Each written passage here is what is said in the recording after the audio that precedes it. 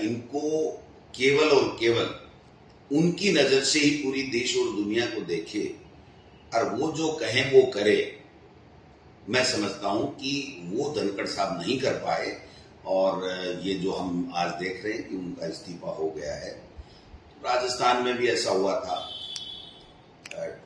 काम कराया और फिर पद से हटाया, और अभी भी उपराष्ट्रपति जी भी जो इस्तीफा हुआ है, मैं समझता हूं कि ये काफी कुछ से कलैया खोलेगा और नई बीजेपी बन रही है जिसमें हम दो हमारे दो, इसके अलावा कोई नहीं। अपना विवेक अगर किसी ने इस्तेमाल कर लिया तो उसको अंजाम भुगतना पड़ेगा।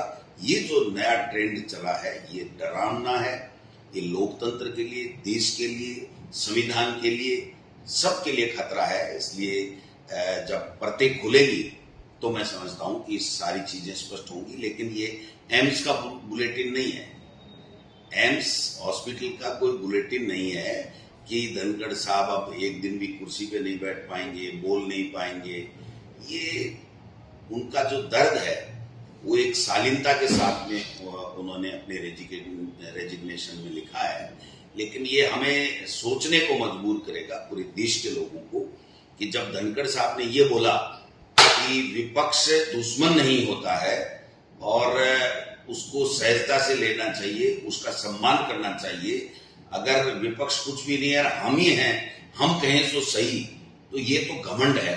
तो मैं समझता हूं ये जो लाइन थी वो उनकी आत्मा से निकली हुई थी और इस लाइन को कहीं न कहीं किसी न किसी को बेचैन कर दिया और वो बेचैनी इस्तीफे के रूप में, धनखड़ साहब के इस्तीफे के रूप में हमारे सामने आई है। देखते हैं इसमें क्या है क्या नहीं है, ये सब चीजें आ जाएंगी। लेकिन मैं ये कहना चाहता हूं, किसान और किसान के बेटे जो भारतीय जनता पार्टी में संघर्ष कर रहे हैं उनका वहां पर कोई स्थान नहीं है।